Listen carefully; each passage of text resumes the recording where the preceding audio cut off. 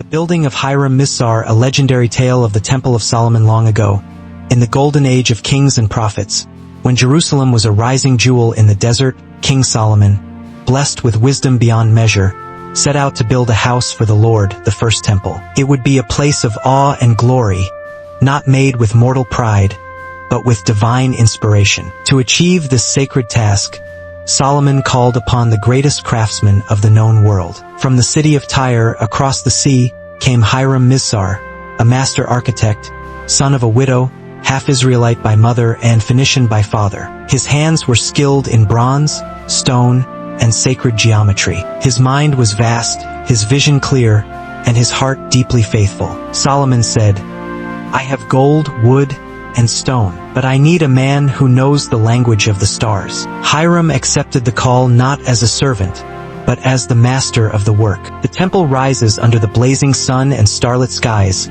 Hiram Misar directed thousands of workers, masons, metalworkers, woodcutters, and scribes. He taught the builders how to cut stone with thought, how to raise pillars that touch the heavens, and how to balance weight with spirit. He designed the twin bronze pillars Jachin and Boaz, symbolizing strength and establishment. He poured molten metal into sacred molds. He carved glyphs that only the wise could read. The workers whispered that he did not just build stone, he built silence, mystery, and meaning. But what Hiram knew, and no one else did, was that the true temple could not be built by hands alone. It had to be guided by a sacred word, a hidden knowledge known only to master masons. Crossed swords the betrayal as the temple neared completion.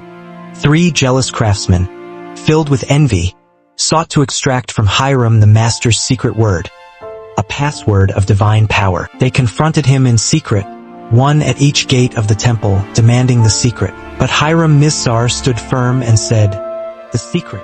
Enraged, the 3 struck him down one after another at the east gate, the west gate, and finally at the north. With his last breath, Hiram whispered a blessing and collapsed beneath the unfinished dome. The workers searched, and after days, they found his body buried under a heap of rubbish. A sprig of acacia marked the place, a symbol of resurrection and immortality. Glowing star legacy of the builder. Though Hiram was gone, the temple was completed, not just with brick and gold, but with the memory of a man who stood for honor, craftsmanship, and silence in the face of tyranny. To this day, Hiram Misar, Hiram Abiff, is remembered not as a king, but as something greater, the builder who died with the truth, rather than live with a lie.